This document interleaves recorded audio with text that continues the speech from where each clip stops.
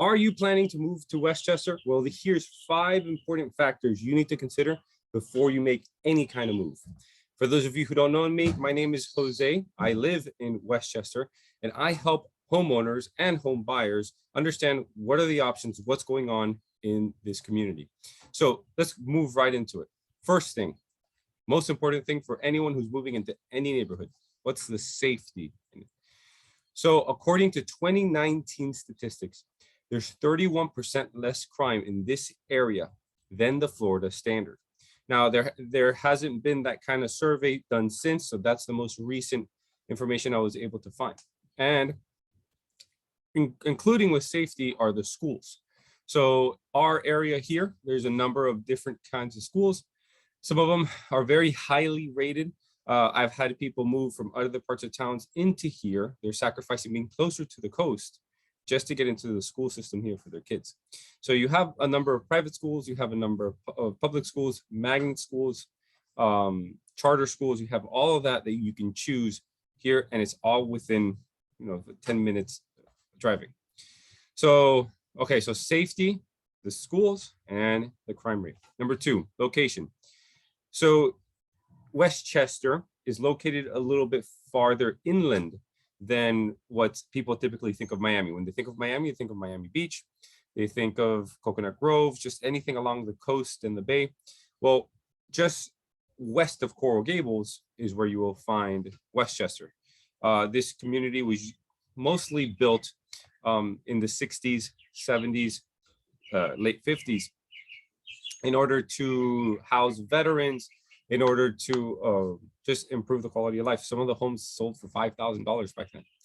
But regardless, location is very important. So we're not far from the beach. We're not far from anything else. And we're between 2 expressways. So we're one of the only locations between 2 expressways. And it's literally at the end of one and the start of the other. So we have the Palmetto Expressway and the turnpike that leads throughout everywhere. So location is very important. Now, also prices. So the valuation of homes, what's happening? Because it's not on the coast, typically this is cheaper. You can get more land. The typical lot's about 7,500 square feet for a home here. Depending on the area that's been developed, then you have a lot of waterfront pockets, right? So you have like lakes, you have other areas that what that does is that it increases the comparables for the other properties. So if you're able to purchase a home, you're going to get that appreciation because of those waterfront homes. And there's Lake Catalina, Bluebird Lake, Blue Lake, Westwood Lakes. They have a bunch of water canals. So there's a number of them, and up north there's a couple more too.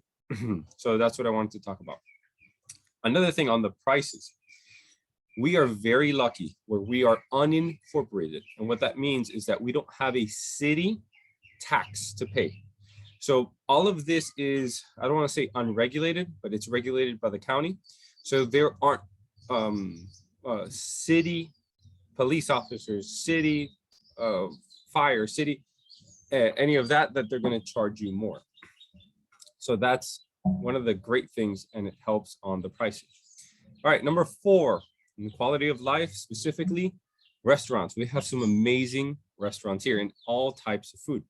We have Cuban food, Argentinian food, Ecuadorian food. I mean, we have everything that you can think of. Some of my favorites, I love Gracianos. You can always get a great empanada there.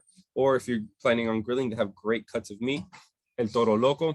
This is one restaurant that I recently found out about. And it was one that I never went to, but I did research on it. It has over 14,000 reviews, and it has a 4.9 rating. And when I went by, it was delicious. It was, what you expect to pay at a churrasqueria, but it was very good. La Carreta, amazing Cuban food, all kinds of things. Cayo Esquivel, good seafood. The Fish House off Miller. So you have a number of different options and plazas that have little holes in the walls. That's very nice to go visit. Tropical Chinese, very good, authentic Chinese food.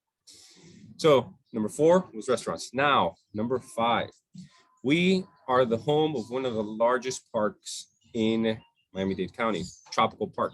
So whenever there's a big event, that's where it was. And that used to be a racetrack for horses. So whenever, when that was created, Tropical Park, it was a race horse area, an equestrian center. And the county ended up buying it. And then on the side, they still have some rodeo shows and horse shows and some stables, but the parks are great. This is one of the only parks that whenever people think of a hill, there's a little hill in the park. You can go to batting cages. You can go kayaking. There's a couple of little trails that lead towards the back. Now they close that off because of COVID testing. So you can go just drive in and get a COVID test if you wanted to. And also there's always events going on there. They just built the Westchester Cultural Arts Center at Tropical Park. So there's always continually things happening, whether it's food trucks, whether it's a concert or some kind of theater show, it's going on there. Also, there's about 13 other parks scattered. These are little smaller parks. Some of them are more green spaces. Some of them have rock climbing walls and a nice little playground. But regardless, we have the features there scattered throughout. They're not as large as Tropical Park, but there's a number of them that are great. And some of them even have pools. So that's it for this video. If you stayed the whole way, congratulations.